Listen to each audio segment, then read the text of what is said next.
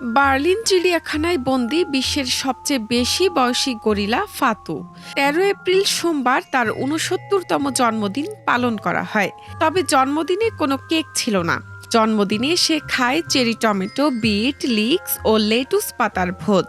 এভাবেই তার জন্মদিন পালন করা হয়, কারণ এ বয়সী বানর জাতীয় প্রাণীর জন্য চিনি স্বাস্থ্যকর নয়। ফাতুর জন্মদিনে তাকে দেখতে ভিড় জমান দর্শনার্থীরা। ফাতু হচ্ছে ওয়েস্টার্ন লোল্যান্ড গরিলা। তাকে ১৯৫৯ সালে তৎকালীন জার্মানির পশ্চিম বার্লিনে আনা হয়েছিল। সে সময় তার বয়স প্রায় ২ বছর ছিল বলে ধারণা করা হয়।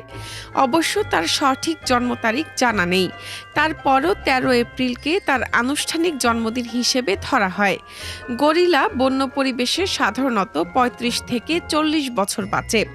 তবে বন্দি দশায় বা চিড়িয়াখানায় তারা আরও বেশি সময় বেঁচে থাকতে পারে। ২০২৪ সালের পর থেকে ফাতু এই চিড়িয়াখানার সবচেয়ে বয়স্ক বাসিন্দা। গিনেস ওয়ার্ল্ড রেকর্ডস অনুযায়ী ফাতু সম্ভবত পশ্চিম আফ্রিকার বনে জন্মেছিল। যতদূর জানা যায়, একজন ফরাসি নাবিক তাকে আফ্রিকা থেকে নিয়ে আসেন এবং ফ্রান্সের মার্সেইতে একটি বারের বিল পরিশোধ করতে বিনিময় হিসেবে তাকে দিয়ে দেন।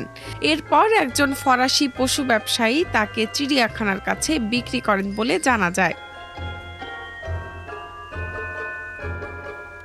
আজকাল ফাতু তার নিজের একটি আলাদা ঘরের ভেতরে বসবাস করে। এই বৃদ্ধ বয়সে চিড়িয়াখানার অন্য গরিলাদের থেকে সে দূরে থাকতেই পছন্দ করে। সে তার দাঁত হারিয়েছে এবং সামান্য গেটে বাত ও শ্রবণ শক্তির সমস্যায় ভুগছে। তবে বার্লিন চিড়িয়াখানার প্রাইমেট সুপারভাইজার ক্রিশ্চিয়ান অস্ট বলেছেন, ফাতু চিড়িয়াখানার কর্মীদের সঙ্গে বেশ বন্ধুত্বপূর্ণ আচরণ করে। তবে সে কিছুটা জেদি স্বভাবের বলেও জানান তিনি।